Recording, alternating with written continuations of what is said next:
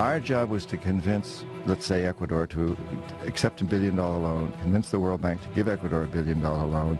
90% of that $1 billion would come back to the United States to pay for Halliburton, Bechtel, these kinds of, or these types of companies to build the infrastructure, and then which would only serve the wealthiest people in those countries.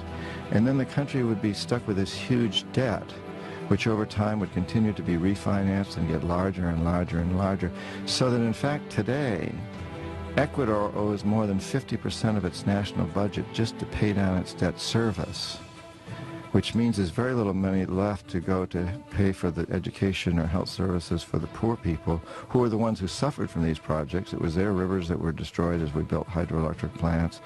It was their land that was destroyed, and while a few of their people got wealthy, as a few of ours did. And so now they're saddled with this incredible debt that they can't possibly pay.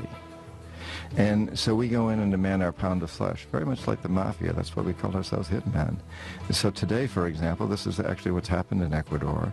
And today, we need Ecuador's oil. We need the oil from this Amazon area where these indigenous people live that I work with as a Peace Corps volunteer.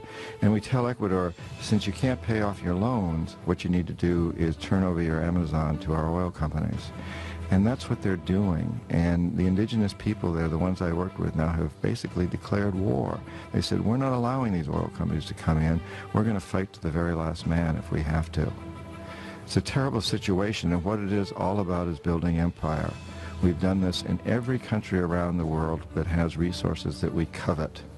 Often this is oil in places like Indonesia, Nigeria, Ecuador, Venezuela, Colombia, so many different places, but sometimes it's other resources. For example, in Panama, it was the Panama Canal.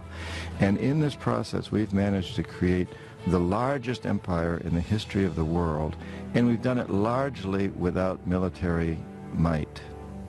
It's been done primarily through economic hitmen like me.